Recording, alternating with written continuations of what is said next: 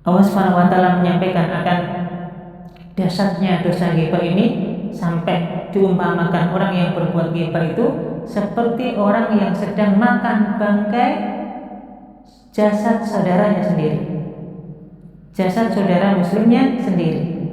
Allah Subhanahu wa taala perlihatkan kepada Nabi sallallahu alaihi wasallam seseorang yang memiliki kuku yang sangat panjang, dan kukunya bukan sekedar terbuat dari kuku biasa, tapi terbuat dari tembaga.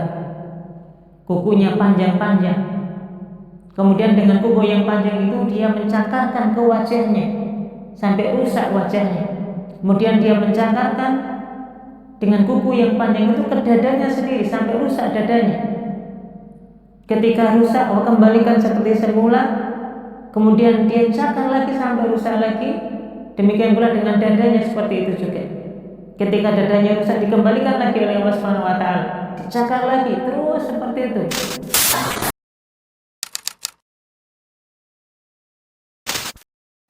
Assalamualaikum warahmatullahi wabarakatuh. Alhamdulillahilladzi bi ni'matihi tatimmus shalihat. Asyhadu an la ilaha illallah wahdahu la syarikalah wa asyhadu anna Muhammadan abduhu wa rasuluh alladzi la nabiyya ba'dah. Allahumma salli wa sallim ala hadzal nabiyil karim wa ala alihi wa man ittaba'ahum bi ihsanin ila yaumiddin, amma ba'du. Ma'asyiral muslimin, semoga kita semuanya dijaga oleh Allah Subhanahu wa taala, dikaruniakan keberkahan untuk kehidupan kita, dan semoga Allah bimbing kita untuk senantiasa melakukan amal solih yang mendapatkan dengannya keridhaan, bahkan mendapatkan surganya kelak di yaumul akhir. Kaum muslimin yang dirahmati Allah Subhanahu wa taala, kebanyakan kaum muslimin sudah memahami perintah-perintah Allah Subhanahu wa taala. Demikian pula sudah mengenal akan larangan-larangannya, dan juga sudah menjalankan perintah Allah Subhanahu wa taala, menjalankan sholat, menunaikan zakat, termasuk berpuasa di bulan Ramadan, membaca Al-Quran, termasuk juga banyak yang sudah mengamalkan amalan-amalan sunnah yang Nabi Sallallahu Alaihi Wasallam perintahkan, menjaga sholat sunnah rawatib misalnya, menerapkan adab-adab dalam keseharian, adab makan, adab tidur, adab masuk masjid, dan adab-adab yang lain yang telah Nabi Sallallahu Alaihi Wasallam ajarkan. Demikian pula juga mungkin sudah meninggalkan larangan-larangan dan dosa-dosa besar, meninggalkan minum khamar, meninggalkan perjudian, meninggalkan perbuatan zalim, dan yang lainnya. Hanya saja ada satu perbuatan yang terkadang perbuatan ini masih sering kita lakukan. Apakah perbuatan itu? Yaitu ghibah. Terkadang orang yang menjalaninya pun sudah tahu apa itu ghibah, kemudian bahayanya. Tetapi betapa ringannya lisan kita untuk melakukan dosa ghibah ini. Merasakan kelezatan dan kenikmatan ketika melakukan perbuatan ghibah ini. Untuk itu kita akan mengenal apa hakikat ghibah dan bagaimanakah Al-Quran menyampaikan tentang ancaman yang berat bagi orang yang melakukan ghibah, serta hadis-hadis Nabi Sallallahu Alaihi Wasallam yang menggambarkan akan bahaya ghibah. Kaum muslimin yang dirahmati Allah Subhanahu wa taala, adapun tentang apa yang dimaksud dengan ghibah, dalam hadis riwayat Imam Muslim dari sahabat Abu Hurairah radhiyallahu anhu, bahwasanya Nabi Sallallahu Alaihi Wasallam pernah bertanya kepada para sahabat, atadruna mal ghibah? Tahukah kalian apa itu ghibah? Maka para sahabat menjawab, Allahu wa rasuluhu a'lam. Allah dan Rasulnya yang tahu. Dan ini merupakan adab yang dimiliki oleh para sahabat kepada Nabi Sallallahu Alaihi Wasallam. Setiap Nabi bertanya pada suatu perkara, maka karena memang yang paling tahu terkait dengan perkara tersebut, maka para sahabat umumnya mengatakan Allahu wa rasuluhu a'lam. Ini menunjukkan akan tingginya akhlak dan adab yang dimiliki oleh para sahabat di hadapan Nabi Sallallahu Alaihi Wasallam. Kemudian Nabi Shallallahu Alaihi Wasallam menjelaskan tentang perkara ghibah, bahwa yang dimaksud dengan ghibah adalah dzikruka akhaka bima yakrah. Engkau menyebut tentang saudaramu dan dia tidak ada di sisimu, yang sekiranya apa yang engkau katakan kepadanya, apa yang engkau katakan tentangnya, dan sekiranya didengar oleh orang itu, maka dia akan membencinya. Maka inilah yang dimaksud dengan ghibah. Kita ngomongin orang, kita menyebutkan aib-aib orang di hadapan orang lain saat beliaunya tidak ada di sisi kita, saat beliau tidak bersama-sama dengan kita. Yang sekiranya kita sebutkan aibnya itu, maka orang ini akan ada rasa tidak suka dengan apa yang kita sebutkan tadi. Kemudian para sahabat bertanya lagi, afara'aita in kana fi akhi ma aqul, ya Rasul, bagaimana pendapatmu jika apa yang saya ucapkan ini ternyata benar apa yang ada pada dirinya?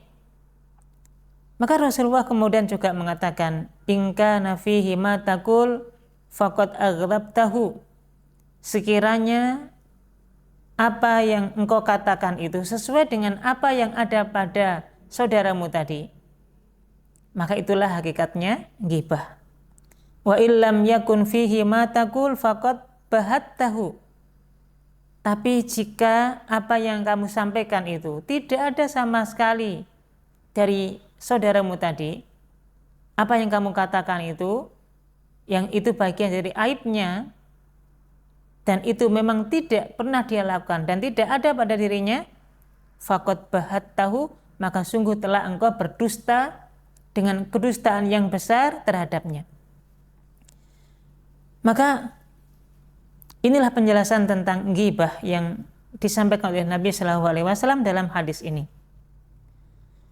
Demikian pula dalam riwayat yang lain disebutkan penjelasan sahabat Abdullah bin Mas'ud radhiyallahu anhu tentang apa itu ghibah. Sahabat Abdullah bin Mas'ud radhiyallahu anhu pernah berkata, al-ghibah antadkura min akhika ma ta'lam fihi, engkau menyebutkan apa yang ada pada saudaramu dari apa yang engkau ketahui. Wa idza qulta ma laisa fihi fadzakal al-buhtan.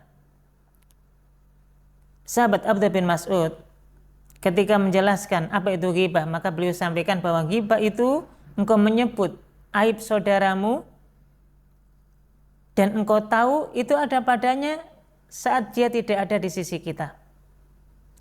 Adapun ketika kita menyebut kondisi dan aib saudara kita dan itu tidak ada pada dirinya, kita mengarang-arang apa yang kita ucapkan pada itu tidak ada pada dirinya, maka fadzaka al-buhtan, maka itulah hakikatnya kedustaan. Jamaah yang dirahmati Allah, kalau kita kenal atau kita ketahui dari dua riwayat ini, maka kita akan mengenal bahwasanya hakikat ghibah adalah ketika kita menyebutkan aib seseorang, entah itu berkaitan dengan kekurangannya atau mungkin terkait dengan ciri fisik yang itu bagian dari aib pada dirinya dan seterusnya. Ketika kita sebutkan itu, dia nggak ada di sisi kita. Kita ceritakan itu kepada orang lain, yang sekiranya ketika kita ucapkan perkara itu dan dia dengar, tentu dia tidak suka karena dia disebut aibnya, disebarkan aibnya. Maka inilah hakikat ghibah.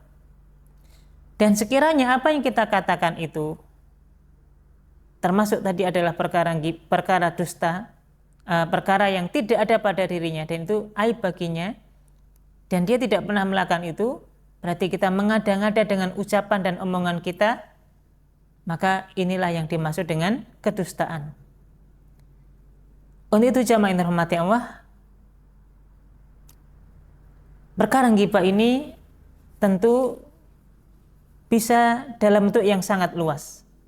Ketika kita menyebutkan aib seseorang, bisa terkait dengan perkara fisiknya. Misalnya kita katakan dia buta, dia tuli, dia juling misalnya, atau dia sumbing, dia hitam, kita sebutkan kulitnya, mungkin dia karena karunia kan dia mungkin berkulit hitam, kita katakan oh dia itu orangnya hitam, oh dia itu hidungnya pesek, dan seterusnya. Kita sebutkan ciri-ciri fisik yang itu bagian dari aib orang tersebut.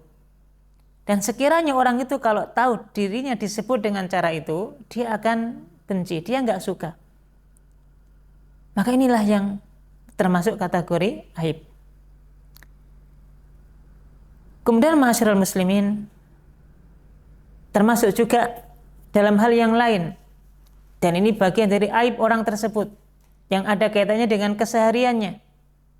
Misalnya kita katakan oh dia orangnya pemalas, oh dia orangnya misalnya jorok, dan seterusnya.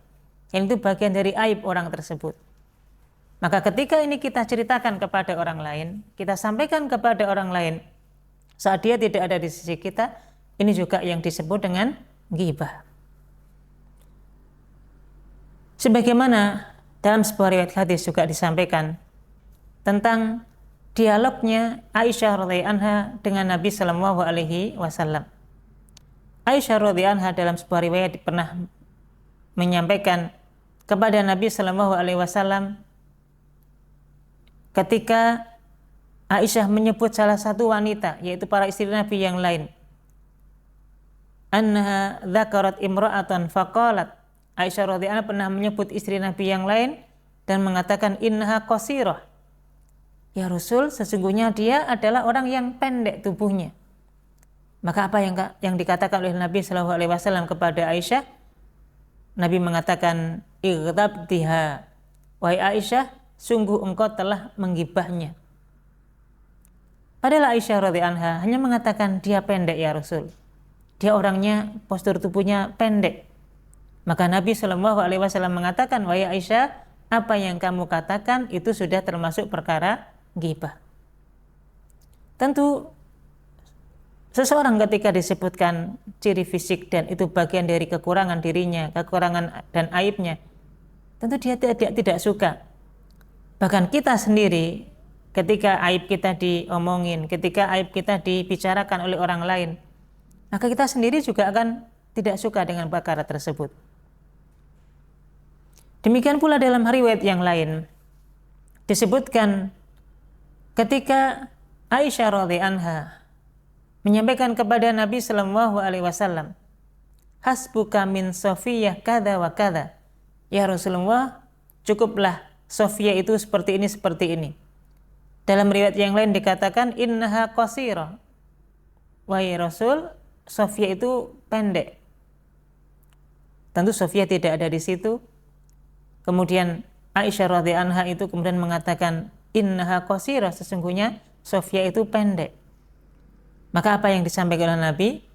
Nabi kemudian menyampaikan kepada Aisyah radhiyallahu anha, wahai Aisyah, ketahuilah bahwasanya sekiranya satu kalimat yang tadi kamu ucapkan itu dicampur ke air laut, maka air laut itu akan berubah warnanya karena satu kalimat yang kamu ucapkan tersebut.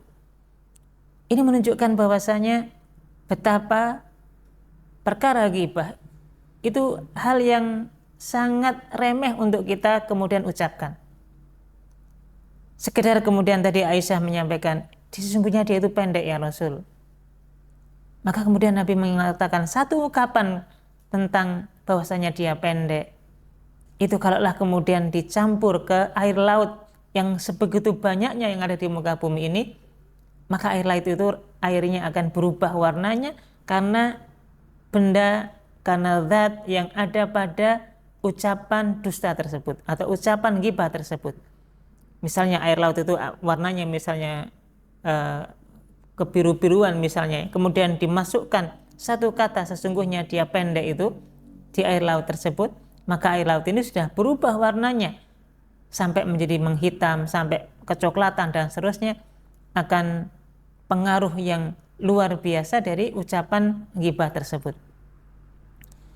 Ma'asyiral muslimin yang dirahmati Allah Subhanahu wa taala, Itulah sebabnya perkara ghibah ini perkara yang sangat gampang untuk dilakukan oleh seseorang ketika dia tidak bisa menjaga lisannya. Mungkin dia bisa menghindari perbuatan dosa dan maksiat yang lain. Dia mungkin bisa menghindari khamr, dia bisa menghindari perjudian, perzinahan dan seterusnya. Tapi dengan perkara yang sifatnya ghibah ini, karena memang lisan kita ini tidak bertulang, mudah sekali untuk mengucapkan sesuatu perkara yang itu menjadi hal yang biasa kita lakukan. Kemudian berikutnya tentang hukum ghibah. Kalau kita kembali kepada hadis Nabi SAW atau dialog Nabi dengan Aisyah tadi, menunjukkan betapa perkara ghibah itu bukan hal yang sepele. Bahkan ghibah ini adalah perbuatan yang diharamkan oleh Allah Subhanahu wa taala, perbuatan yang dilarang dalam Islam, bahkan termasuk dosa besar, naudzubillah. Maka di dalam Al-Qur'an Allah Subhanahu wa taala melarang kita untuk berbuat ghibah. Wala yaghtab ba'dhukum 'ala ba'd. Jangan engkau berbuat ghibah satu dengan yang lain. Ayuhibbu ahadukum ayyakula lahma akhihi maitan fakarihtumu. Apakah salah satu di antara kalian suka untuk makan daging bangkai saudaranya, dan pasti dia akan benci untuk makan tersebut. Pasti dia tidak suka untuk makan tersebut. Wattaqullah innallaha tawwabur rahim. Bertakwalah kepada Allah Subhanahu wa taala, sesungguhnya Allah Subhanahu wa taala zat yang Maha menerima taubat dan yang Maha penyayang. Maka dalam ayat ini Allah Subhanahu wa taala mengingatkan kepada kita semuanya, wala yaghtab ba'dukum 'ala ba'd. Hendaklah sebagian kalian tidak menggibah sebagian yang lain. Tidak menyebutkan aib dengan cacat pada fisiknya, dengan aib kekurangan pada fisiknya, atau mungkin hal yang sifatnya duniawi yang lain. Ketika dia tidak ada di sisi kita, maka kita dilarang untuk berbuat tersebut. Jangan berbuat ghibah. Dan Allah Subhanahu wa taala menyampaikan akan dahsyatnya dosa ghibah ini sampai diumpamakan orang yang berbuat ghibah itu seperti orang yang sedang makan bangkai jasad saudaranya sendiri, jasad saudara muslimnya sendiri. Naudzubillah min dzalik. Kenapa demikian? Karena ketika orang berbuat ghibah, dia omongi orang lain, dia sebutkan aibnya, dia cemarkan nama baiknya, dia sebutkan kekurangan-kekurangannya, untuk kemudian dia cela dengan orang tersebut. Ketika dia tidak ada, ini kan hakikatnya dia sedang gaib, dia sedang nggak ada. Dan orang yang gaib itu diumpamakan seperti mayit yang tidak bisa apa-apa, tidak punya hak jawab, tidak punya hak untuk klarifikasi dan seterusnya. Seperti orang yang meninggal tadi, karena dia sudah gaib, sudah tidak ada di sisi kita. Maka ketika dia menggibahnya, maka seolah-olah kita sedang makan bangkai orang tersebut. Kalaulah kemudian ada bangkai binatang saja, kita disuruh makan, kita tentu tidak mau. Tentu kita tidak ingin memakannya. Apalagi ini, yang kita makan bukan sekedar bangkai binatang, tapi adalah bangkai saudara kita sendiri, bangkai saudara muslim kita sendiri. Dan ini menunjukkan akan besarnya dosa ghibah.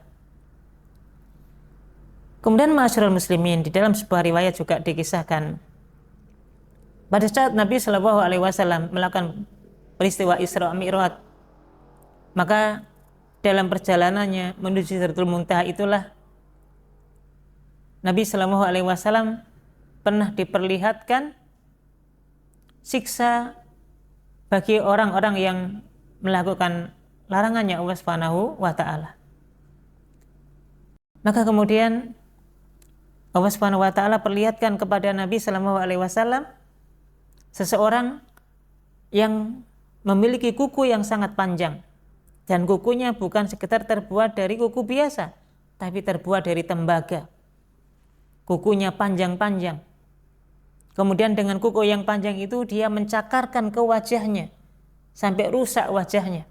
Kemudian dia mencakarkan dengan kuku yang panjang itu ke dadanya sendiri sampai rusak dadanya. Ketika rusak, Allah kembalikan seperti semula. kemudian dia cakar lagi sampai rusak lagi. Demikian pula dengan dadanya seperti itu juga. Ketika dadanya rusak, dikembalikan lagi oleh Allah Subhanahu wa taala, dicakar lagi, terus seperti itu.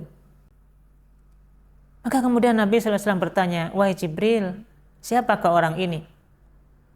Maka malaikat Jibril menjelaskan, ya Rasulullah, sungguh itu adalah gambaran umatmu yang dia suka melakukan hal-hal kedustaan dalam dirinya, termasuk dia suka melakukan perbuatan ghibah, mencela, mengomongkan aib orang lain, menyebar aib orang lain saat dia tidak ada di sisinya. Naudzubillah min dzalik. Begitulah ancaman yang besar bagi orang-orang yang menjalankan dosa ghibah ini. Ma'asyiral muslimin, kemudian juga para ulama membahas bagaimana kalau kita melakukan ghibah kepada orang-orang kafir, bukan orang muslim, entah itu dia orang Yahudi atau orang Nasrani, Majusi atau yang lainnya. Maka berdasarkan penjelasan Nabi SAW tadi, ketika Nabi menyebutkan tentang definisi ghibah, Nabi sampaikan dzikroka akhaka bima yakrah. Engkau menyebutkan aib saudaramu dan kalau dia ketahui dia akan membencinya. Maka berdasarkan penjelasan dalam hadis ini, Nabi sampaikan dzikruka akhaka. Kata akhaka di sini, saudaramu, maknanya adalah saudara seiman, saudara yang seakidah dengan kita. Untuk itu keluar dari makna hadis ini adalah orang-orang kafir, orang-orang musyrik, orang-orang yang tidak beragama Islam. Maka sekiranya ketika kita melakukan ghibah dengan mereka, kita menggibahi mereka karena mereka bukan saudara muslim, mereka orang-orang kafir, maka dikeluarkan dari definisi ghibah ini. Maka tidak termasuk yang dikatakan ghibah kalau kita lakukan itu untuk saudara, untuk orang-orang lain yang bukan muslim. Hanya saja jamaah yang dirahmati Allah, tentu kita senantiasa menjaga lisan kita dengan cara kita banyak mengingat Allah Subhanahu wa taala, banyak kita gunakan untuk berzikir kepada Allah Subhanahu wa taala, banyak kita gunakan untuk membaca Al-Qur'an, banyak membaca kalimat-kalimat thayyibah. Yang kalau kita itu lakukan, insya Allah kita akan banyak terhindar dari dosa-dosa lisan, lebih-lebih adalah perkara ghibah ini. Bagi kita yang mungkin tidak bisa menjaga lisan, bagi kita yang ketika berbicara banyak perkataan-perkataan yang justru memberikan madarat, maka lebih baik kita diam. Sebagaimana Nabi SAW sampaikan, man kana yu'minu billahi wal yaumil akhir falyakul khairan aw liyasmut. Barang siapa yang beriman kepada Allah, beriman kepada hari akhir, maka hendaknya dia berkata yang benar, berkata yang baik, aw liyasmut, kalau enggak bisa maka diamlah. Maka lisan, meskipun ini anggota tubuh kita yang enggak nampak dan tidak bertulang, kecil mungkin dalam tubuh kita, tapi sangat berpengaruh terkait dengan keselamatan kita baik dunia maupun di akhirat. Siapa yang bisa menjaga lisannya, maka insya Allah dia akan selamat dari dunia dan akhiratnya kelak. Tapi siapa yang tidak bisa menjaga lisannya, maka itulah awal musibah besar yang akan dia dapati, kecelakaan besar yang dia akan dapati baik di dunia maupun di akhirat. Untuk itu mudah-mudahan Allah Subhanahu wa taala karuniakan kepada kita lisan yang baik, lisan yang jauh dari perkataan dan perbuatan dusta. Ma'asyiral muslimin, sekiranya kita pernah melakukan perbuatan ghibah ini, maka kita diperintahkan untuk bertaubat kepada Allah Subhanahu wa taala, meminta ampun kepada Allah Subhanahu wa taala.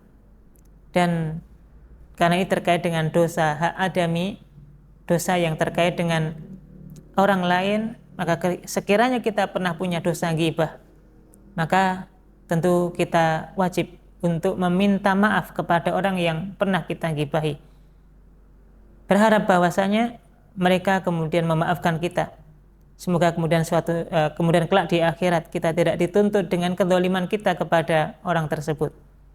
Untuk itu di antara hal yang perlu juga kita perhatikan adalah kita menjauhkan diri kita dari perbuatan zalim, termasuk dengan kedzaliman lisan-lisan kita ketika kita menyebutkan aib orang lain di hadapan orang lain yang tidak dia sukai. Semoga Allah Subhanahu wa taala menjaga kita semuanya, dan semoga lisan kita dijaga dari perbuatan-perbuatan dusta, perkataan-perkataan ghibah yang tentu akan berdampak pada ancaman yang besar bagi kita baik dunia maupun di akhirat. Wallahu a'lam bishawab. Jazakumullahu khairan. Subhanakallahumma wa hamdika asyhadu an la ilaha illa anta astaghfiruka wa atubu ilaik. Wassallallahu ala sayyidina Muhammadin. Assalamualaikum warahmatullahi wabarakatuh.